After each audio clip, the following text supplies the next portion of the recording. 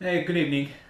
Just got off the water. Wanted to put together a quick little video here on follow that series of basic introductory kayak fishing in the Florida Keys. I've done a couple of these in my prior videos, and basically what they are is for a newcomer that's just coming down to the Keys, whether it be on vacation or moving down here, and just want to be able to catch some fish. Okay, easy enough. Or maybe you're a beginning fisherman and want to just be successful. Also, like if you watch my prior two videos, I haven't quite had the best luck in landing much. So this is kind of my fallback on when I want to kind of get my fishing mojo back is this technique. Something where I'm pretty positive that I'm going to get some fish to the boat or the kayak, and it's going to be relatively easy, and I'm pretty ensure that I'll have a successful day and then get me back on track again. So when I go back offshore or looking for the bigger fish, that I won't be in that frustrated mode of, oh, I haven't caught anything in 2 trips and this way I'll have bent the rod, I'll have had some fun, and I won't be taking things so seriously, and things tend to flow a little bit better, especially in fishing when you're not all stressed out, because that's not what it's all about. But anyways, the technique I'm going to talk about is, it is a very successful technique. However, it is weather/wind dependent, more wind dependent than anything. I would call it a very good summer technique because that's when the winds really drop down in the Keys. What the requirements are is to have either an east to west or west to east winds with around, I'd say, about 5 knots or less. Okay, so you're wanting basically fairly flat, calm waters, but the biggest thing is that we're going to be drift jigging is really what it is. But we're going to be drifting with the wind and the current, so we want that lower wind conditions to not, so that we're not pushed really quickly across the water. Okay, we're basically going to be vertical jigging or micro jigging or light tackle jigging in 15 to 20, 25 foot waters. So it's not very deep, but we want to keep the line fairly vertical. Okay, not exactly have to be up and down. It'd be good if it is, but you also want that current or the wind to be able to push you so that you cover a lot of water. Okay, and that's kind of what the success for this is that you're covering a lot of water. You're putting a bait in front of the fish's face. It's going to be an active movement there. It keeps you busy, and by covering a lot of water, you run into a lot more fish that way, and that's why it's more of a catch a lot of fish type of technique. The specific locations as we're looking at is, because that east to west I'm talking about is basically how the Keys lays out from Key West to Key Largo. It's somewhat on an east to west parallel. And what we're going to do is we're going to go just off the flats. Okay, basically it goes the islands, the flats that come off the mangroves from there, and then it'll start to gradually drop off, probably in the 6 to 8 to 10 foot range. It'll start dropping off, and then you'll get to the point what's called Hawk's Channel, and that's basically the 20 or 30 foot depth range that runs parallel with the Keys. Okay, so you come off the flats, it starts dropping off, and then there's a decent drop down to that 20-30 foot range, and that's the Hawk's Channel. Then after that is the Patch Reefs, and then you got the main reef, and then you got the secondary reef for the bar, and then you have the blue water, the off to Cuba.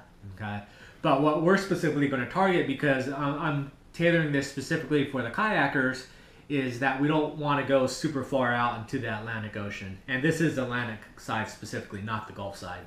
Okay. But what we're going to target is from 100 foot to maybe 100 yards out, is that drop off from where it goes from the flats down to the Hawk's Channel. Okay, and we're going to look for the 15 to 20 to 25 foot range and try to find basically the cut. And the steeper the cut, the better. Okay, because what that does is that gives a place for the fish to hide out. Okay, and always looking for structure. Everything is based around structure, and even a ledge and a drop off, a quick drop off, is structure. Okay, now it's just for you to think about it is, if you were in a windstorm, okay, would you go hide out on something on a gradual plane that just slowly went down to get out of the wind? No, you would want something that goes and then has a quick drop off so that you can hide and tuck up right against it. It's the same thing as what the fish are looking for. Or if someone is out looking to get you for whatever reason, are you going to hide in a slow, gradual field, or are you going to tuck your way under some little cliff bank where you can hide yourself? So that's the same situation. Look for structure is one of the key things, and you'll find the fish there. Okay. So the east to west is that we want to stay on that plane for as long as we can. That little drop off, that 20-foot, roughly 20-foot drop off, and we wanted to use the wind to push us down that, so we're not paddling or whatever, and we're just dropping our jig and just bouncing the jig along the bottom, right along that edge, and we're just going to get smack, smack, smack, smack, fish, fish, fish, fish. And of course, if you have a fish finder, it makes it a little bit easier, but not super necessary. I'll show you some tips on how to kind of figure out the good spots with using other like buoys, crab buoys, and so forth. That's basic technique. We're going to be using some light tackle rod. So this is just the basic introductory stuff. I use my real medium light duty bass, freshwater bass tackle. It's just a little 6.5-foot bait caster setup with a little Abu Garcia. This is a Pro Max with I think this is like 8-pound mono line. Okay, just something even for bass fishing it would be considered light, finesse fishing basically, nothing heavy. And then I also had my standard, the same rod that I used in my other video about the basic introductory of kayak fishing, was the 4000 series reel with a medium weight, medium light to medium 7-foot spinning rod. Okay, and that's the other way it went.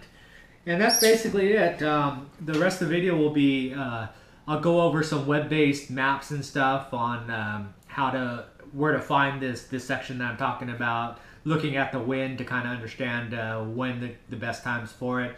And as it's coming to summer, the summer down in the Keys are the best times for getting a chance at some real nominal winds.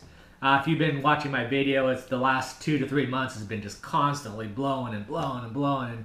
And just this week is the first 5 to 6 days stretch where we're having some decent wind, and that's why I'm having so many videos. After I do those with the web-based stuff, then I'll go into the actual video with some catching and then some showing you the lures and just kind of getting a gist of what I'm doing there. So, otherwise, check the rest out. See you later. Okay, let's do some internet fishing. So for this technique, we're going to want to be parallel to the islands wherever you're going to be fishing. So if you're up here in the Saddle Bunch Keys like I was, you want to run parallel, the winds to run parallel with the islands there. So I would want some either from the northeast down to the southwest, or from the southwest to the northeast, and keep me parallel there. Versus if you're doing this out of Key West, you might want more of it directly east to west or west to east. All right. So that's what you take in consideration for the wind part of it, because I said it's very specific, because all we're going to do is we're going to be following the channel lines right offshore of the islands there. Okay. Now for the wind part of it, a good app to help you identify when's a good day and when's not a good day is by using Wind Finder. And that's a program that's got wind predictions for all over the world. But it works very well down here in the Keys, so a lot of people use it. And what you're looking for is it gives the wind directions by these arrows here. So this one here is a really good day there. It's basically that east to west in general. None of this has to be exactly perfect, just roughly the right direction will help out, because you could always do a couple paddles to keep yourself on course as you drift. This has a little bit of a variable, but not as good, but not horrible there. This is all over the place, so that might not be a very good day there. A day that you definitely wouldn't want to go on is this day. So this is blowing directly from the north to the south. So we want to go parallel with the islands, which are in general east to west. This is going to blow us from the north to the south, which means it's going to send you right down to Cuba. Not what we want to do. Okay. The second thing on Wind Finder that you look for is the wind strength. So the wind speeds are this one, 7, 6, 9, 10, 9, 8, 8, 9. And then the wind gusts, which are, it could peak up to these amounts, 8, 7, 9, 10, 9. So this day is not a horrible day. It's still, like I said, is that you want in that 5-knot wind days, because what we want to do is we're going to be slow jigging. So we want to stay as vertical as possible. Now we're only in 20 foot, so it's not really deep, but we don't want to get the line horizontal, because what will happen is your line will go straight across the water, and then your lure will bounce on the bottom, and then it'll get snagged up very easily. Whereas if you jig vertically, you're just straight up and down bouncing it, and there's a lot less chance that you're going to get snags.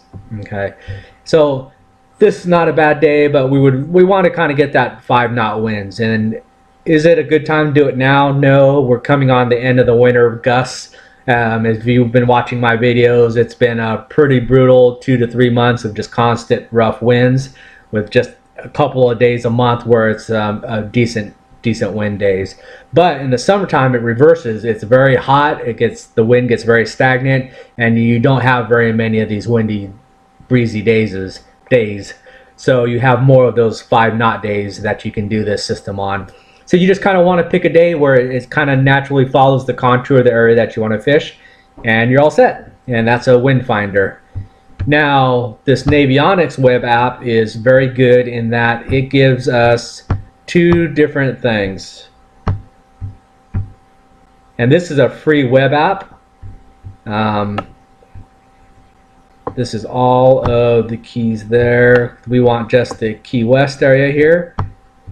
So there's Key West. This is Geiger Key, where I fish out in a lot of my videos. And this is the area here. The Saddle Bunch Keys is actually right where I fished, in this area here. So what you can tell by this is that you can see on this dark blue is the flats, 1 to 2 foot. Then it gets a little bit of a lighter blue, and that's like the 9 foot there, 10 foot. And then a little bit lighter, and you got 17, 18 foot. And then the real light here, and you're in the 19s, 20s, and so forth. So if you look at this line that's running along here, that's that 20-foot line that I want to follow. Okay, and areas that have dark blue to the far light in a very little narrow part, that's where we're going to see those quick drop-offs. Okay, that's the areas that we want to target. So this section here, there's some sections that are like 1 foot, couple feet, and then it drops off to the 20, 23 foot in a really short time frame there. So that's a good spot. Where I actually fished is over here, where you're going from about 8 foot there, and then you're down in the 20, 25 foot range in that little section there. And all I ended up doing was basically just drifting this little section here back and forth, okay, and just bouncing my jigs. Now, another thing on this app you can do is that you can get contour marks by going to the sonar charts. And I'm going to do a video about this app because it is so good and useful for fishing research, maybe prior to coming out or just learning the lay of the land. What it's good about is that it gives you these contour marks by feet. So if you follow this line, anywhere you follow that line is 6 foot, whereas this line, anywhere you follow it is 16 foot. So what we're looking for is that white line where it's basically that 20-foot marker line. And what we're going to try to find is spots like this. You can see where it goes from 8 foot to roughly 20 foot in that little section there. That's that walled up structure that we want to find. Exactly where I was at was right here. And you can kind of see, so this contour line is about 12 foot, and then it goes down to about the 20-foot range, all in that little small section there. Another good section over here, maybe only in the 15-foot range, but 5 to 15 foot.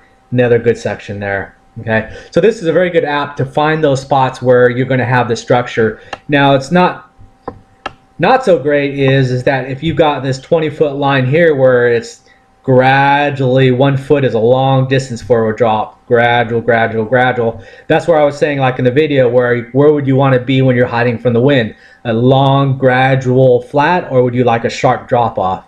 And that's what we're going to target, and that's what you want to look for on the days that you go out.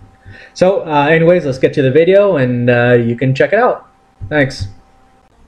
For the jigs, it doesn't have to be anything specific. I use just some basic bucktail jigs. I also had a couple of ½ ounce and 1 ounce vertical jigs, and my old standby of a 1/4 ounce jig head with a gulp shrimp. I also use the gulp fluke.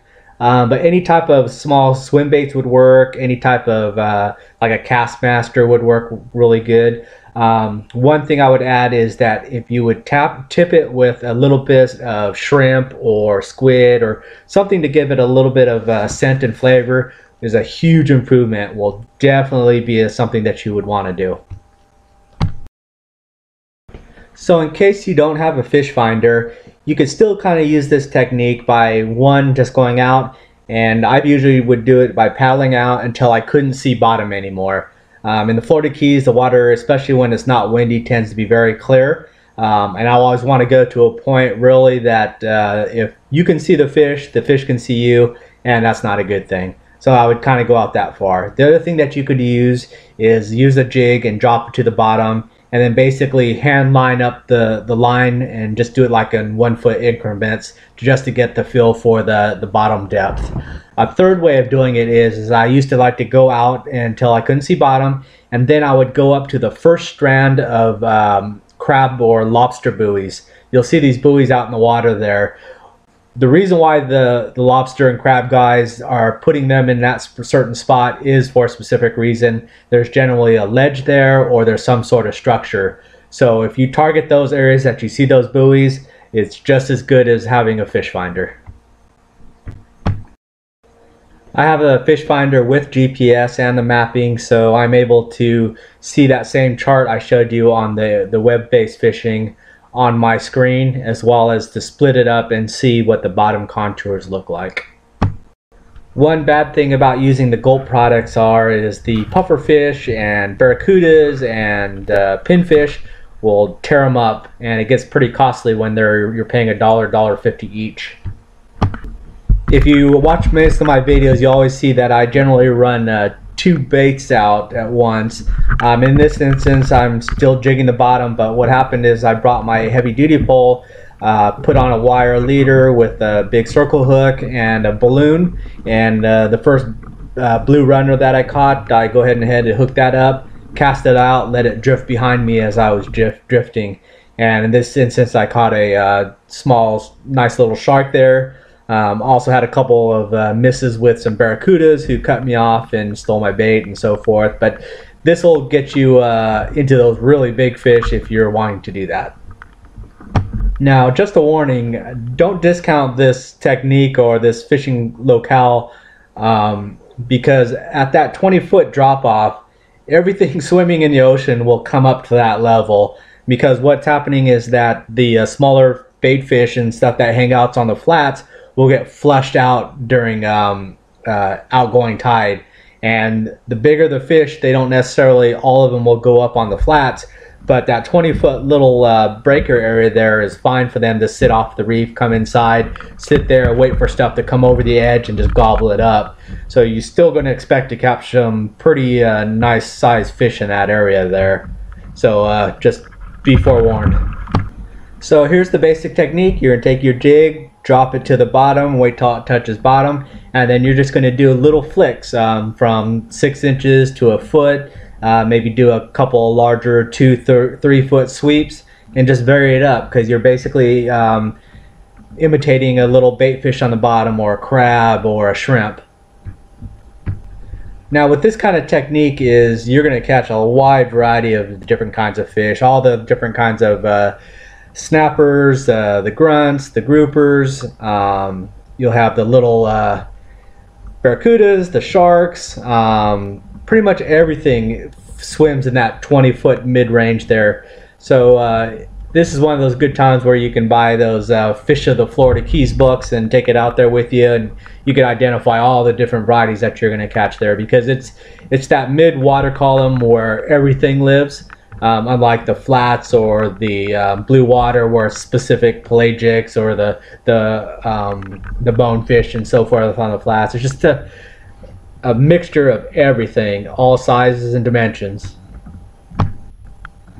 And I can't emphasize enough is to tip your little jigs, unless you're using like the gulp products or the scented flavored soft plastics. Is your hard jigs, use some sort of squid, shrimp, cut bait, because to get that little bit of a scent and flavor, it makes the total difference. Regardless of, I know some people are just hardcore, got to be artificial only, but this is fun fishing. You just want to get your rod bent, put on a piece of shrimp or a squid on the bottom there, and just it'll 10 times better. One thing that you can also do is just to get a jig head, bare jig head, and just put squid strips or little cut baits on those, and that'll work very effective as well. Now, if you've cruised and jigged for a good section, maybe 100 foot or so, and you not have any bites, paddle out or paddle in a couple of yards. Because remember, you're just covering a one couple foot little section, but for a long distance. But if you go 10 feet to your right or 10 feet to your left, you're in a whole different water column. And just try different depths until you start hooking up, and then concentrate on that area. Again, once you find one fish, you're generally going to find more of them. And a lot of times if you catch a big fish, then you tend to find a school of them in that same area. So you might want to go back and retarget that area. Using the gulp products can unfortunately make this technique a bit expensive because the lures get chewed up quite a bit. That's why I lean towards the bucktails with a piece of squid or shrimp on them.